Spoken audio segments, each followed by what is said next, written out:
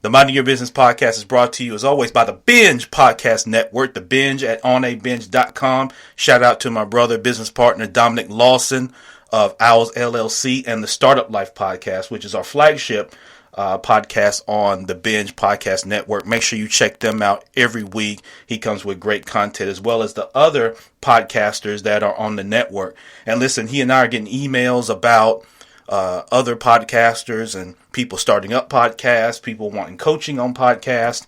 Shout out to my guy Lawrence Thompson and folks that are in that space. And so any way that I can help, we love to do that at the Binge. The purpose of the Binge is to influence, to inform, to entertain the masses with great podcast content from great podcasters. So if you have a podcast, if you've been doing it for a while, if you're just starting up, you've done a few episodes, or you just have a podcast idea, protect your idea, but look to join with our network where we can offer support and those type of things at no cost to you. So we want to be able to build a network of podcasts and podcasters with a myriad of different layers of content. And so if you've got something that you've got brewing, let us partner with you on at binge.com. Of course, brooksbrothersconsulting.com, business and banking consulting. I'm looking at my next trip. I'm going back to Michigan here. I'm going to be hosting a CRA, which is Community Reinvestment Act live event with Michigan Bankers Association. I'm excited about that, and looking forward to meeting with the bankers and the other vendors that are going to be a part of that event here in a couple weeks. So I've been gearing up for that. So anyway, today is episode number 111, but this time, baby, the joke's on you. What we do here is go back.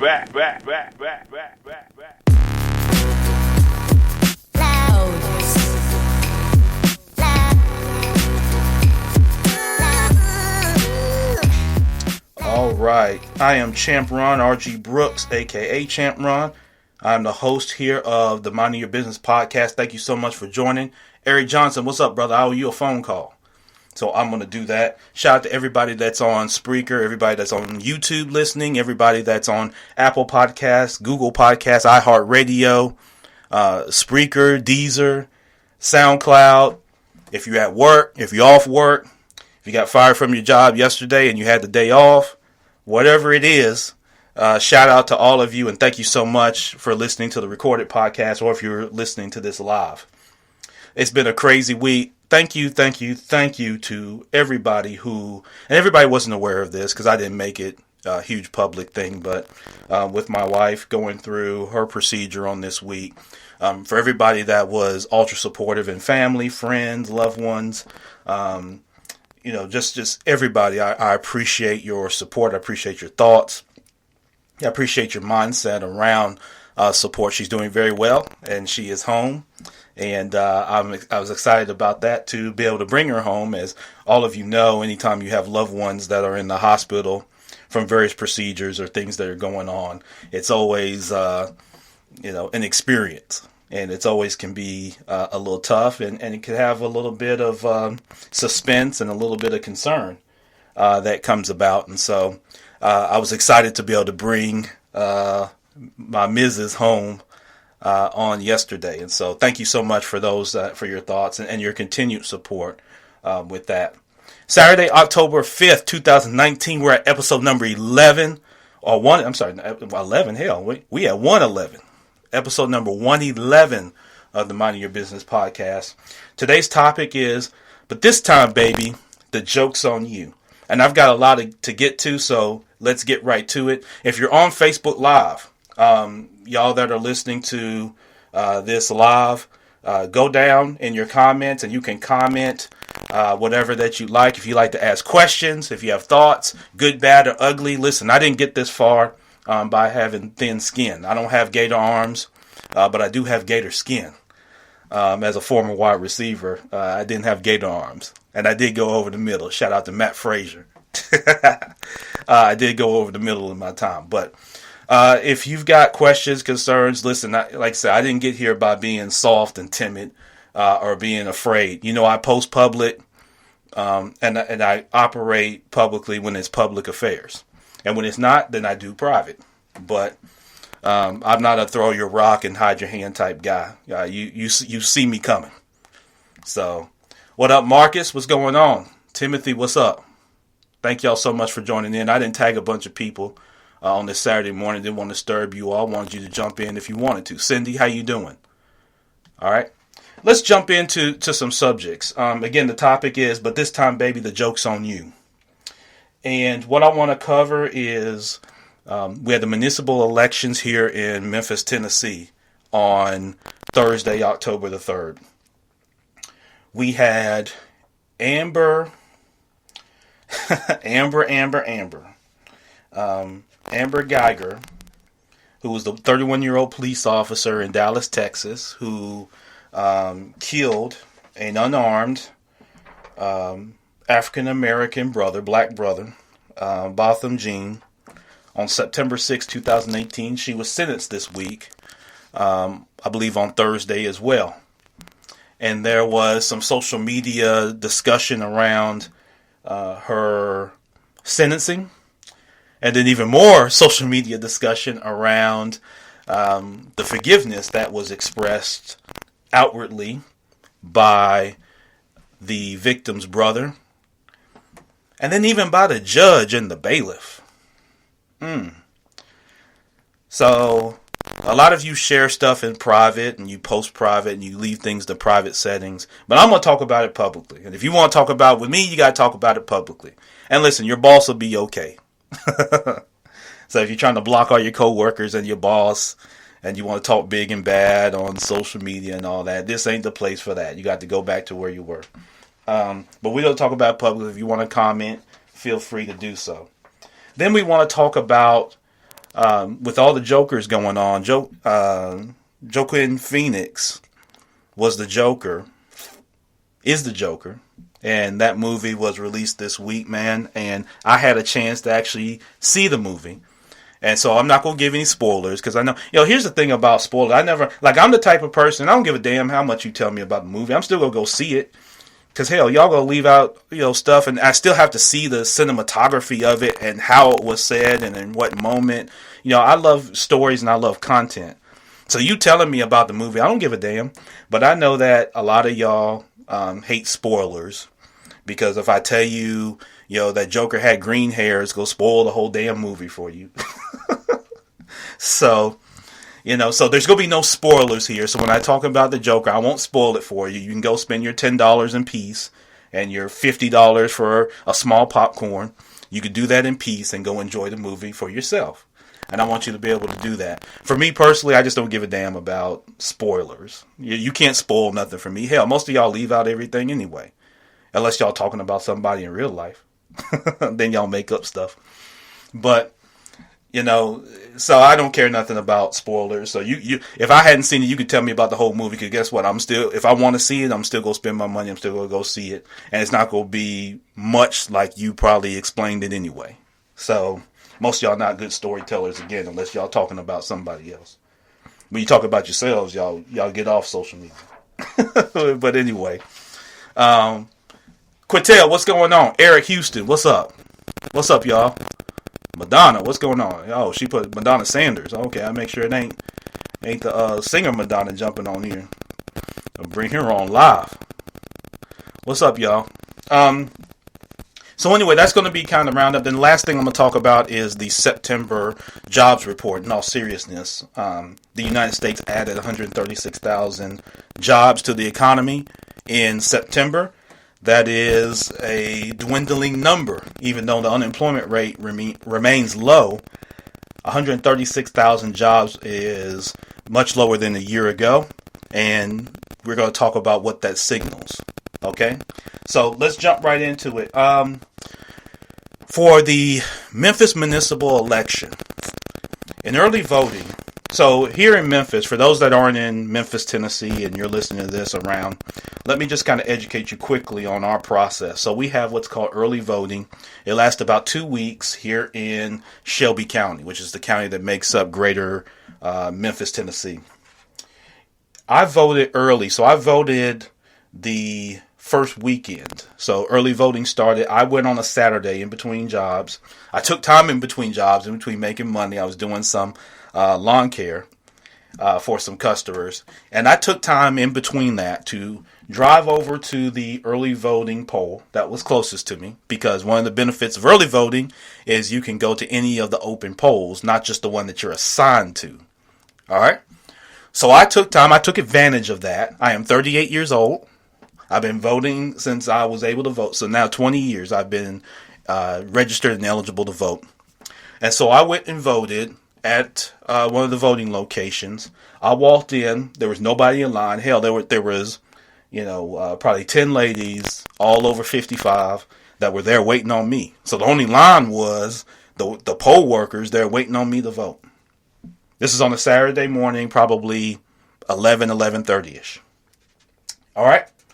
So in the early voting, according to the Shelby County Election Commission, 52,000 people did early voting in Shelby County.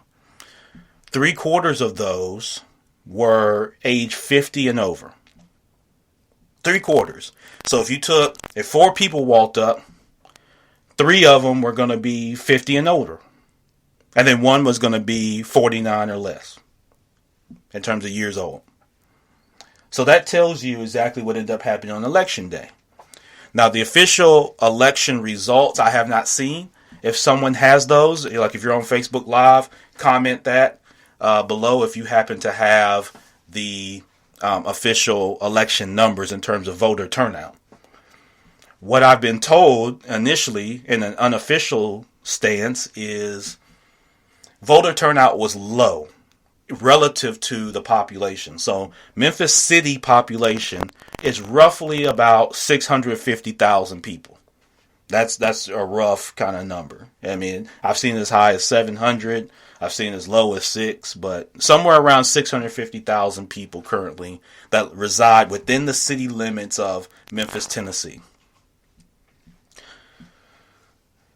If 70,000 or 80,000 or 90,000 or 100,000 registered voters came out for this past election, that's weak. And you can tell them I said that's weak. That's weak. When you've got 650,000 people, of those 650,000 people, I don't know the official number. Again, if you want to comment, I could be right or wrong, but somewhere around 400,000, 350 to 400,000 of those people are registered voters. Now, again, correct me if I'm wrong with that. But if that is true, that we have 350 to 400,000 registered voters, and there were only somewhere around 100,000 that showed up at the polls or less, that shows that we have a lot of apathy in our community here in Memphis, Tennessee specifically. And that may be true around the country. Why so much apathy? Why do people, only feel like they need to vote for the presidential election? And I posted this on Facebook and had some great comments, some interesting comments, but for some reason, we think that the presidential election is the only thing that we need to vote for. Because naturally, as human beings, we always want to go to the top of everything. We think that's the highest, office, and so it's the one that has the most propaganda, it has the most news media involved, and that sort of thing. But resources are, if you're in business, resources are filtered down and disseminated at the local level. The most impact on your daily life is at the local level, but we seem to not get engaged. Is it because we don't feel like it makes an impact? And some of this conversation has created generational dialogue where we're looking to, we have this tendency to want to point towards somebody to say it's your fault. It's a natural human tendency. We have to place blame on. So people are saying, well, millennials don't go vote because of generation whatever. Generation X, baby boomers, the great generation, blah, blah, blah. All right. At the end of the day, people choose to vote or not. Now, for me, If a person is not going to inform themselves on voting, then what are they doing? Is it better that they not vote? Because again, if all you're going to do is follow the propaganda, and if you're just going to vote, you're uninformed of the candidates, you're uninformed of the platforms, you're uninformed of the positions, then all you're going to do is just go and vote for your own demise. If you don't understand what's going on. So there's got to be, in my opinion, a platform for educating people on candidates, even at the local level. And we saw that there were people that didn't want debates because they didn't have to have debates. They had the money, they had the clout, they had the reputation, they had the support to just go win the election. So you're not going to bait incumbents too much into debating. People are a little smarter than that. Especially at the local level. If your challenger, if you lap your challenger, like for instance in the mayoral race, Jim Strickland was the incumbent. I think he generated something like 59,000 votes or something like that. Former Mayor Willie Harrington was somewhere around 27,000 votes. And then Tammy Sawyer was somewhere around, 5,000 votes, somewhere in there. And again, I don't have the official numbers in front of me, but she finished a distant area. And she was the only candidate, Tammy Sawyer, that was kind of new to the process. Former Mayor Willie Harrington, I think, served 18, 19 years, something like that. Maybe not quite that long. And then current Mayor Jim Strickland is now going into his second term. Let me shout out some of the other winners of this past election. So you had the city council races. District 1, shout out to Rhonda Logan. And I'm just shouting out the people. It's not about whether I voted for him or not or supported their platform or not. I'm just shouting out the winners of the various races. District 1, Rhonda Logan. District 2, Frank Covette. District 3, Patrice Robinson. District 4, Jamita Swearigan. District 5, Worth Morgan. District 6, Edmund Ford Jr., someone returning to a seat. District 7 was interesting. There's going to be a runoff between Berlin Boyd and Michael N. Easter. So y'all can look out for that. Berlin Boyd is the incumbent, and Michael N. Easter is the challenging candidate. And so we'll be watching that race fairly closely. In District 8, Seat 1, so this is one of the super district seats, shout out to my guy J.B. Smiley Jr. He's going to actually join us on the podcast here in the next couple of weeks. We're going to talk about his campaign and his win. But shout out to J.B. Smiley Jr. who won the District 8, Seat 1 seat. In District 8, Seat 2, Cheyenne Johnson won. Shout out to my guy Frank Johnson, who was a challenging candidate. Shout out to him. He ran a really good campaign, really good grassroots campaign. And so I appreciate what he did and the way he went about it. But Cheyenne Johnson was the winner in that seat. District 8, Seat 3 was Martavius Jones, another incumbent who won. Shout out to Martavius. District 9, Seat 1 was Chase Carlisle. District 9, Seat 2 was Ford Canale. District 9, Seat 3 was Dr. Jeff Warren. And so shout out to all those folks. Judges who won seats was Teresa Jones, Tariq Sugarman, and Jane Chandler. So shout out to all of them. Court clerk, another blast from the past, Myron Lowry, who once was an interim mayor of the city of Memphis for a while, former city council member.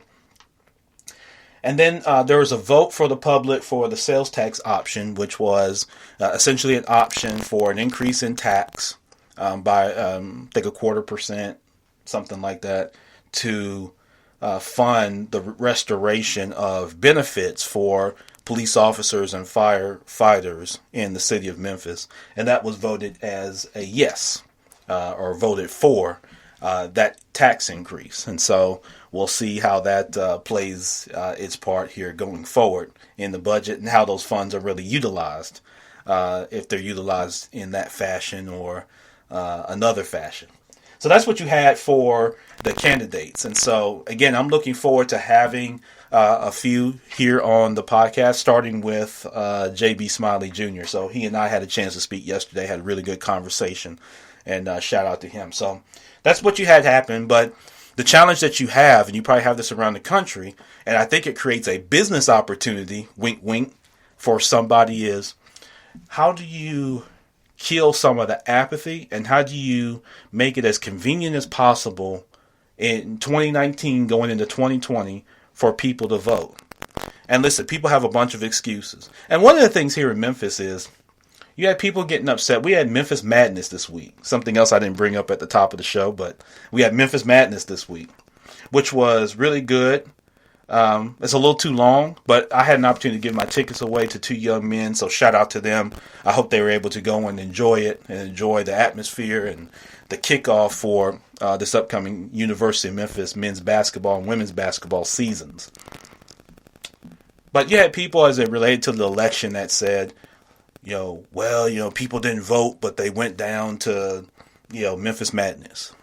Well, one, that's dumb because the two don't compare, right? I get what people say, but here's the thing. There were 18,000 people, roughly, maybe a little more, 18,000 people who had seats at Memphis Madness, or the opportunity to have a seat. Do you think that there's some of those that actually did vote? It's not like 18,000 people went to Memphis Madness and none of them voted. We have no idea how many of those people voted. There may be a good chance that a large majority of the people who went to Memphis Madness voted. There may be people, probably people who didn't vote, didn't go to anything, right? So I think creating an indictment, we look for the blame in things, but creating an indictment of who attended Memphis Madness and, creating a parallel to whether they voted or not, I think that's a bit childish. That's a bit misinformed. I think it goes deeper than that. For me, in my opinion, I think it's that you have apathy amongst millennials. They just haven't seen that system work for them. They haven't. And they've seen it work negative against their parents. You got to remember, millennials were coming of age around 08. So, they were in high school and in college and some of those, platforms during that time. And they haven't seen that work for them. They've seen dad be a stark Democrat or a stark Republican. Or mom, stark Democrat or stark Republican. Or auntie or, grandmama or granddaddy. But they haven't seen any of that work for them. And so they have an apathy. They feel like, everybody's kind of cut from the same cloth. They're going to all do the same thing once they get into office. Everybody sounds great during their campaign. But once they get the real information and they get a chance to go behind the curtain, that they end up being just one and the same thing that you always had. And so I think that and maybe some other areas are why you have so much apathy, particularly amongst younger people. And then there's a lot of excuse making. People find ways to get to everything they want to get to when they want to get to it. When you want to get to something, like for instance, I talked about early voting earlier, right? Early voting was for 2 weeks where you could go to any precinct or any voting location that you wanted to in the city. So if, there was probably one somewhere close by where you work, where you live, where you play. Somewhere. Right? And so people found excuses as to why they couldn't go vote. And then, of course, election day, you have to go to your assigned voter location, which is the point of early voting. But there were many people who just said, I don't have time, which most employers, in some cases by law, give you an opportunity, or you have the opportunity benefit to go vote. But most of y'all, all your only benefit y'all look to do is to try to file an EEOC claim against every employer that you work for. But yeah, you have a benefit of being able to go and take time to vote on election day. And typically that would be paid time off to be able to do that. But people don't take advantage of that, right? And that's unfortunate. And so there's some solutions I think that are out there. Some I've not to be condescending about it, but I know people love celebrity, and so if you can get celebrity maybe out at some of the poll locations, maybe that attracts people.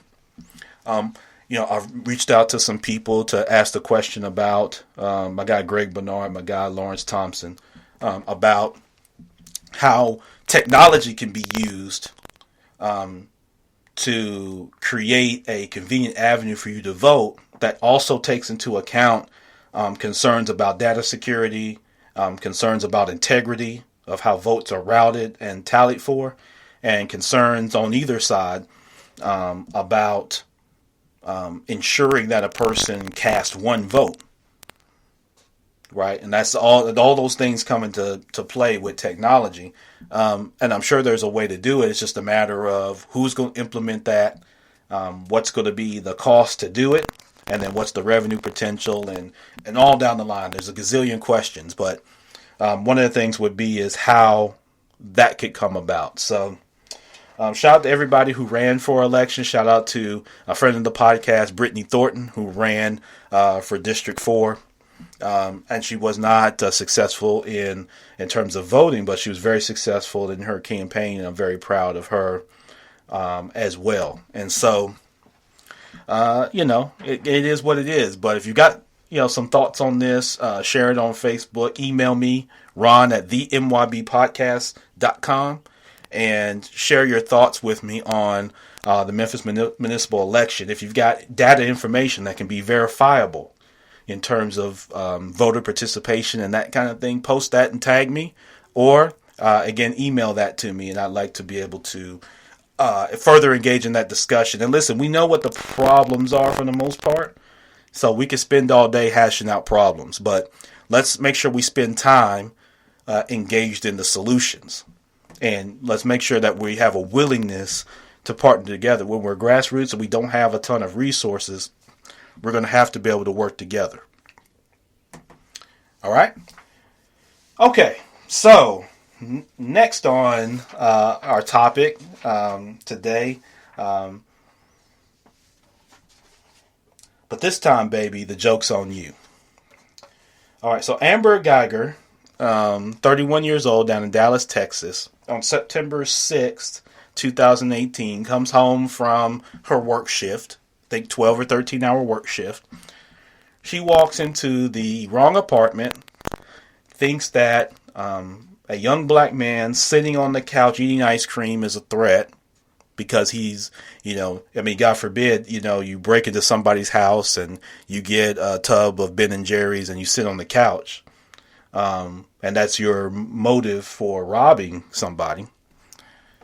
I know that's what y'all do, right? When y'all go to rob people, y'all go and y'all get a tub of ice cream and y'all sit on the couch and y'all wait for them to get home so you can rob them, right? All right, so she goes into the wrong apartment, pulls out her gun, shoots the man, kills him, right? And then realizes, after all of that, she's in the wrong apartment, all right? So y'all remember that. I don't have to rehash that. What happened this week is she went through trial. She was found guilty, and she was sentenced to 10 years in prison. And that should start shortly. So the sentencing of it, which was very interesting, the sentencing of it was interesting in itself. Amber Guyger was a police officer. As many of you know, we have had, throughout the history of this country, but certainly in recent years, we have had issues with police officer relationships and people of color. We just have. Some of those are public, some of those are not public, and did not get a lot of media attention and that sort of thing. When the sentencing came down, it felt like a win because there, historically and even recently, there had not been accountability for police officers who chose to act in that fashion, in the fashion of being brutal towards people of color, men and women of color, and then killing and murdering men and women of color.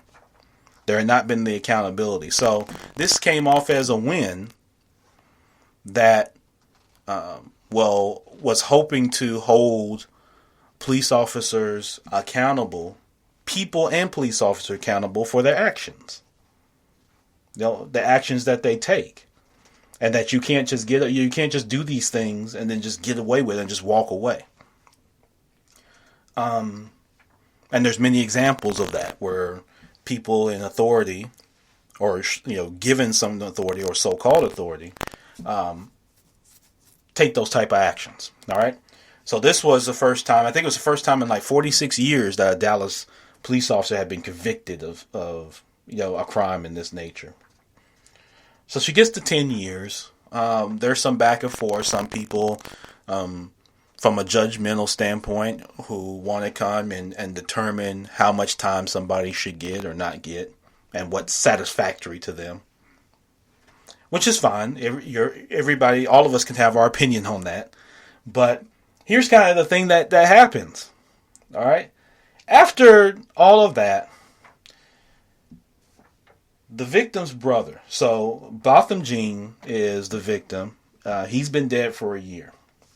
His 18-year-old brother goes up to Amber Guyger and gives her a hug. And boy, did that start a storm with y'all. You had comments all across the board. Some of y'all became super Christian. I could see your cape flowing through the wind. Probably could, if you could fly, you probably take off flying around the steeple at the church. But so all the super Christians got up, and nothing wrong with them. I'm just being facetious, but I'm telling I'm telling it how I see it. They get up and, you've got to forgive, Ron. You got to forgive. It's happened, and now it's time to move on, and you got to forgive your enemies. Much the way Jesus did when he saw them collecting taxes and he turned over the tables. And I'm sure he didn't cuss, right? A man of color that goes into a place where they're cheating people and doing people wrong and collecting taxes, that's turning over tables. He did all that without cussing, I'm sure. And I'm sure he forgave them, right? After he turned over the tables, right? And was upset about them collecting taxes. This is collecting taxes. We're not talking about murdering nobody. This is someone collecting taxes, or people collecting taxes and taking advantage of people. He's upset about that. But here we go. We want to hug the victim and express publicly our feelings towards forgiveness. All right. Here's the thing about that. No, for me personally, if someone or something kills a family member of mine, I have brothers. If someone murdered them, killed them, I would be more than upset. I would be angry. I'd even have thoughts of vengefulness. Even as a vigilante. I would. Not enough to put on a mask and call myself Batman. But I would have enough in me to want to take some matters into my own hands. I would. There's no doubt about that. I'm not going to lie to you, MYB. I would not hug any victim, any person who had done anything like that. I would not. I would not be hugging. I would not want to have any interaction with them because I know how I would probably react. It probably would not be good. But if I'm telling you, it would not be good. So we don't need to interact in that fashion. There's also a piece of this that, yes, you need to, for your own healing, for your own development, yes, you need to be able to not harbor the anger and the angst or the guilt or whatever that is. Yes, you need to be able to move on from that, because that's not healthy for you. And that does not do anything towards the person that committed the atrocity. You drinking poison is not going to kill them. Okay? So you constantly drinking poison thinking that it's going to hurt that person, it's not. It's not about what I take issue with, but just from a business standpoint and just a personal standpoint, I would not hug someone who harmed a family, friend, loved one, business partner, whatever it is. I would not do that. There are some people who spoke to the symbolism and take the racial approach of how in this country people of color, how they've been treated, but how we're so quick, people of color are so quick to forgive. That's a whole nother conversation I'm not even going to get into right now on this podcast, because I'm just not going to make the time for that particular conversation. That's a conversation we can have on another platform at another time. And I'm happy to have that if anybody wants to have it. And there probably is, or more than likely there is, a racial component to that. What it signifies for those who are followers of religion, particularly religion of Christianity, that whole love your neighbor, forgive people, that sort of thing, because that is what God would want you to do. That people think that that's what's going to get them into heaven and help them avoid hell. And again, you could talk about that for till the sun goes down. My concern with it is what it signifies. I look at a lot of that, and we'll get into this when we talk about the Joker, a lot of the symbolism. When you go and you hug someone who by the way, did not, in Amber Guyger, did not show a lot of remorse for the life of the victim, for Brother Botham. A lot of her, what you could see, a lot of her emotion was that, during the sentencing and that sort of thing, where not only does she get a hug from the victim's brother, 18-year-old brother, she's getting consoled by the judge, who's there to uphold, supposedly, allegedly, justice, who's there to be as objective as he or she could possibly be. The judge gets emotional, is shedding tears, which that's fine. I mean, the judge is a human being. Okay? But the judge is shedding tears and then also takes that action of hugging Amber Guyger. And what does that say? What does that signify? What is the symbol there? When a judge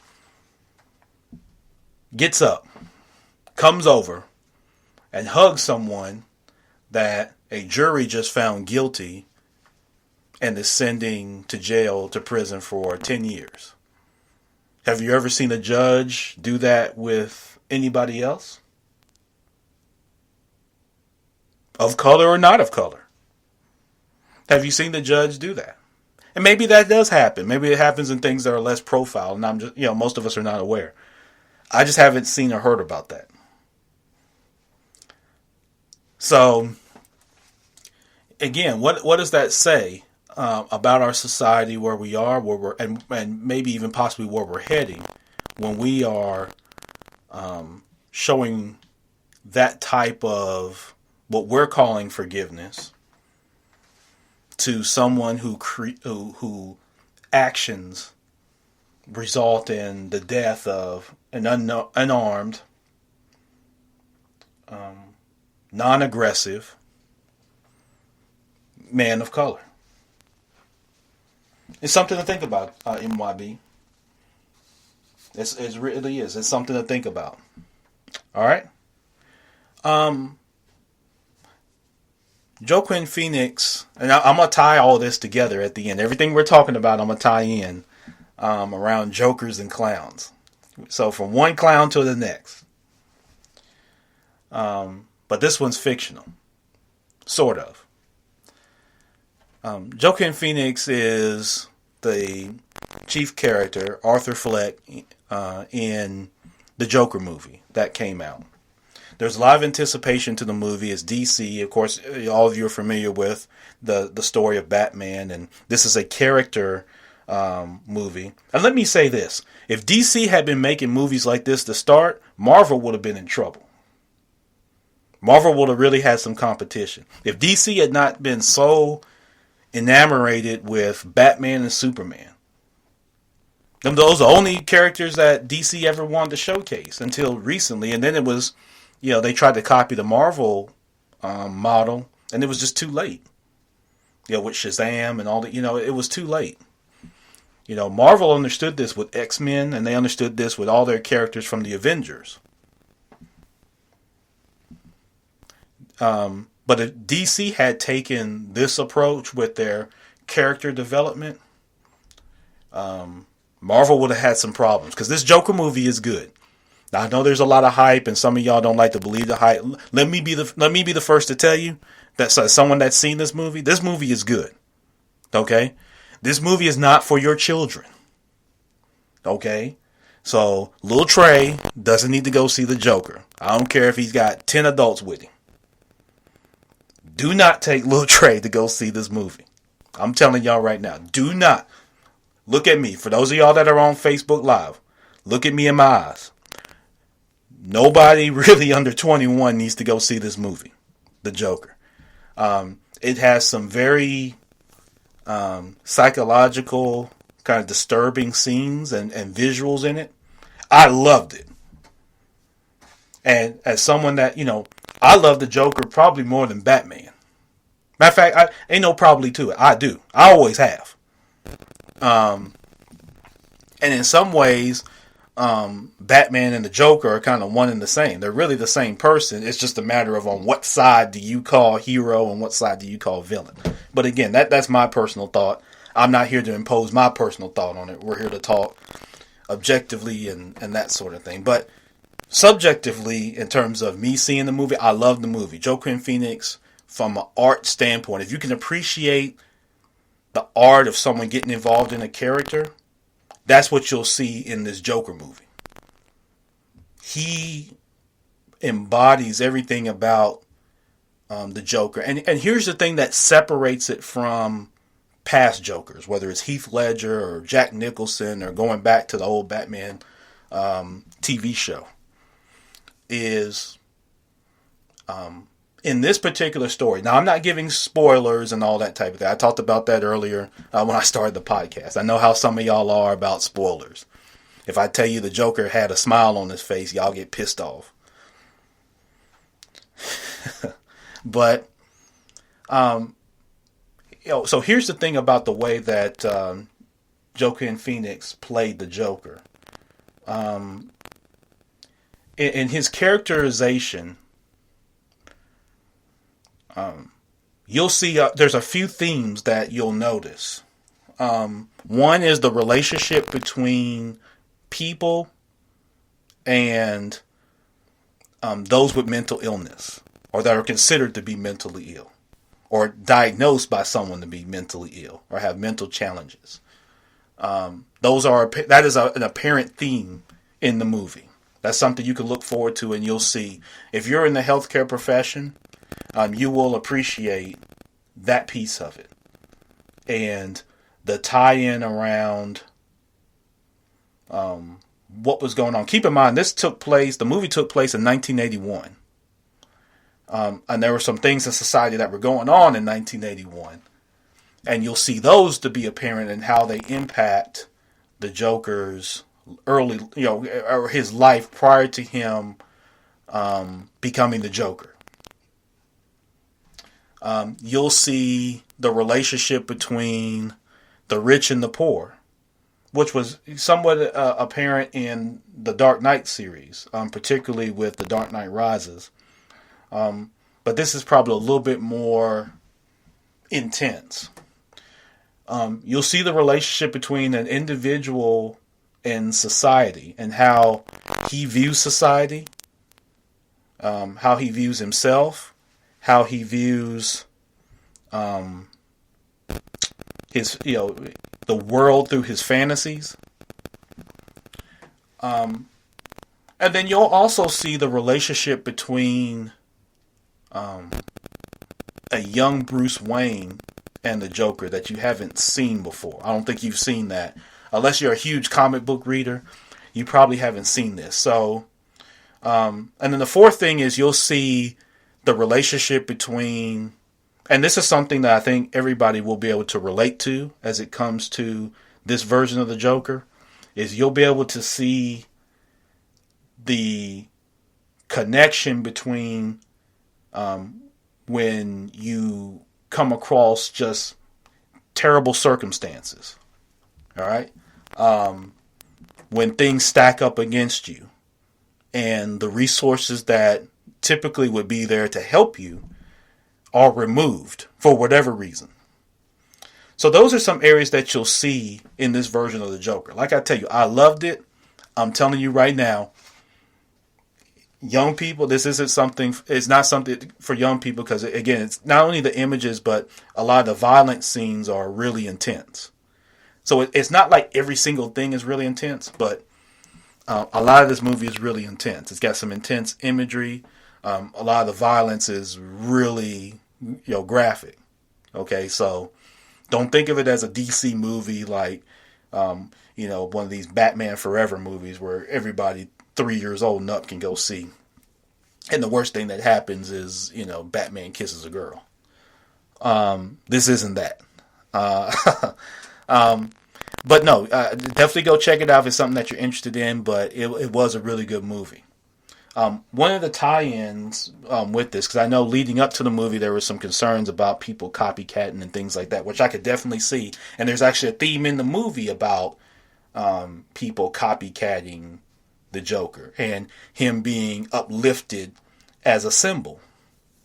The same way that Amber Guyger and the hug is being lifted as a symbol of forgiveness.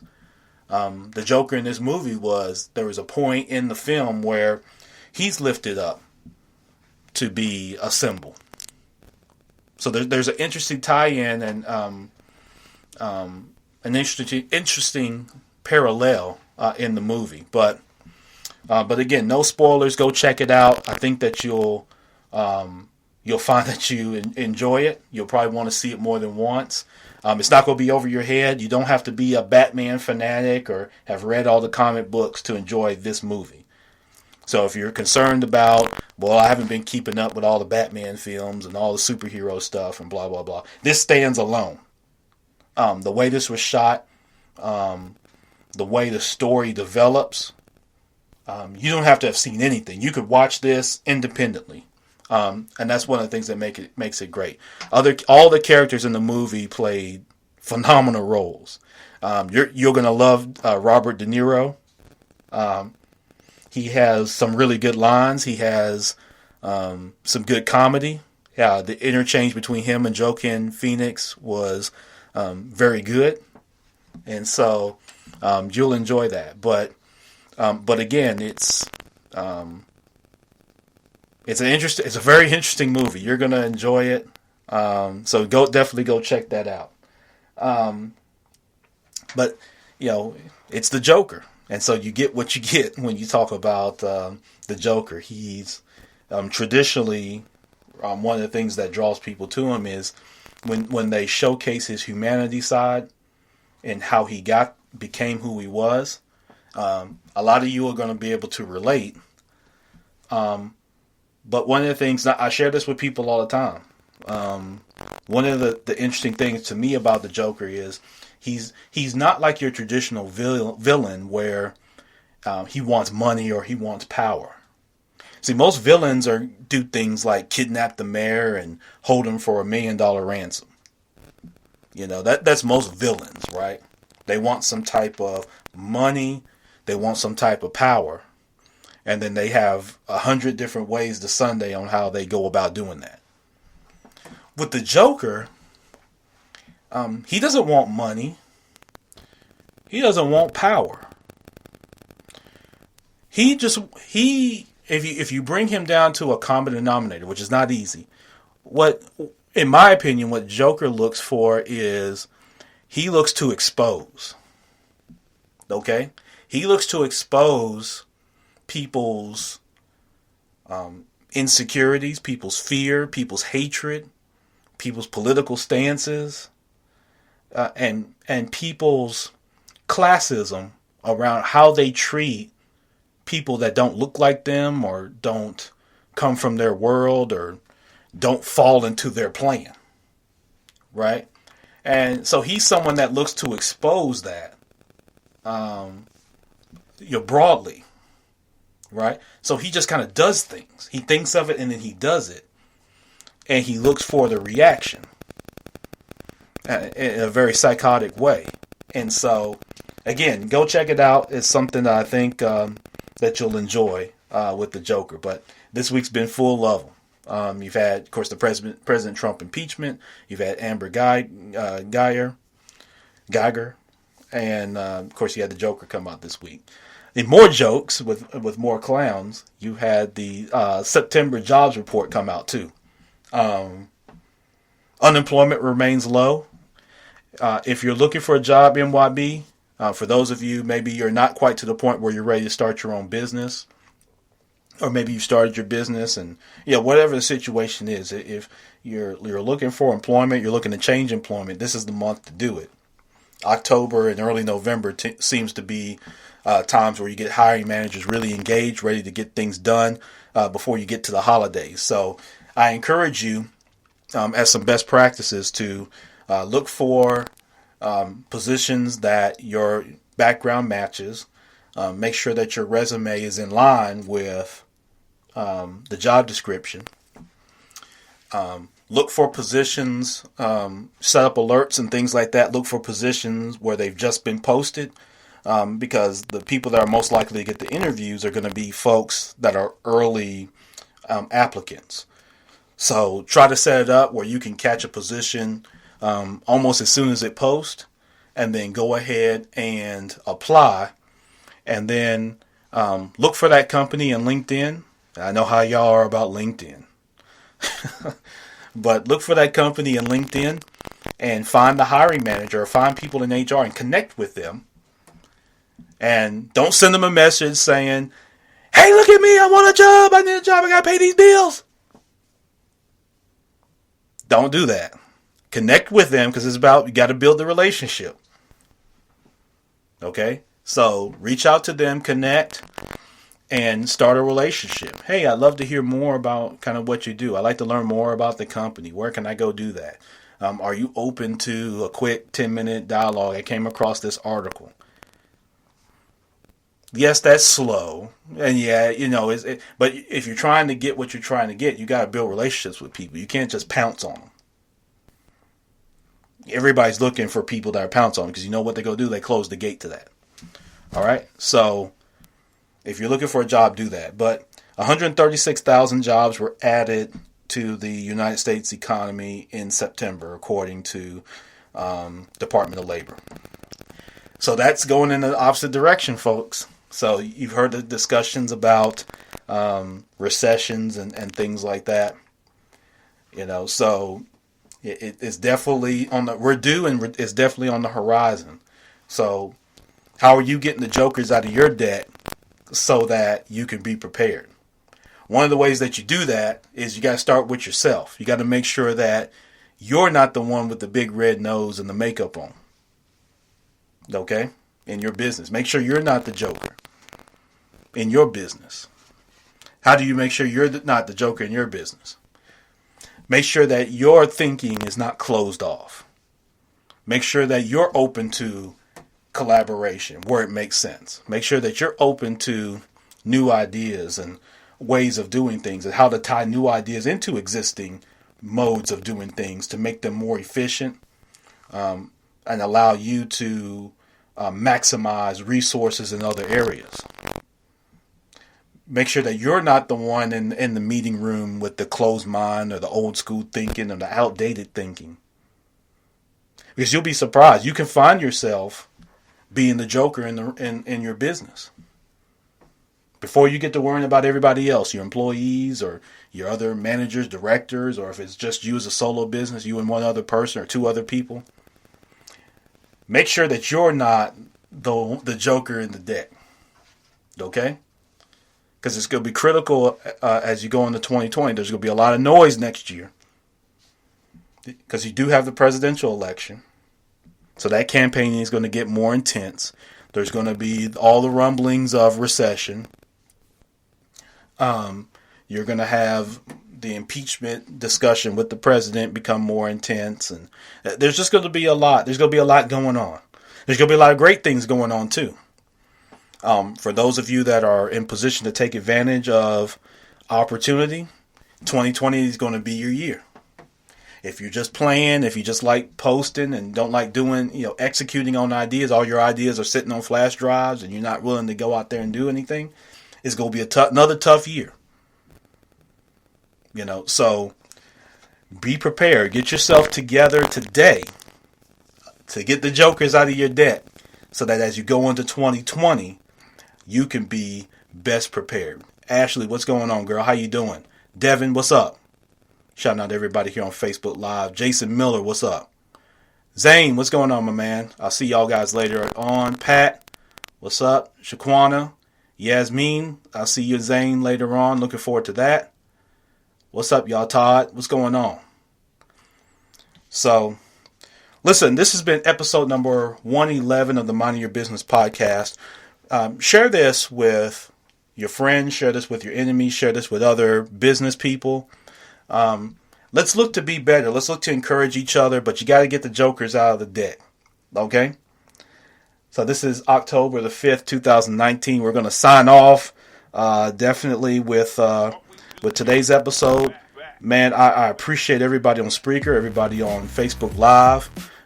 Give us a 5-star rating on Apple Podcasts. That helps us grow the show. That helps expose it to more entrepreneurs, more real estate professionals, and those that are looking for best practices. Because what do we say? Entrepreneurship, real estate trending news, there's no business like minding your own. Check out the MYB community group on Facebook Live, and also check us out at themybpodcast.com. themybpodcast.com. Don't forget the Binge Podcast Network on the binge.com. Check out all those podcasters. Get with me if I can be a resource to you.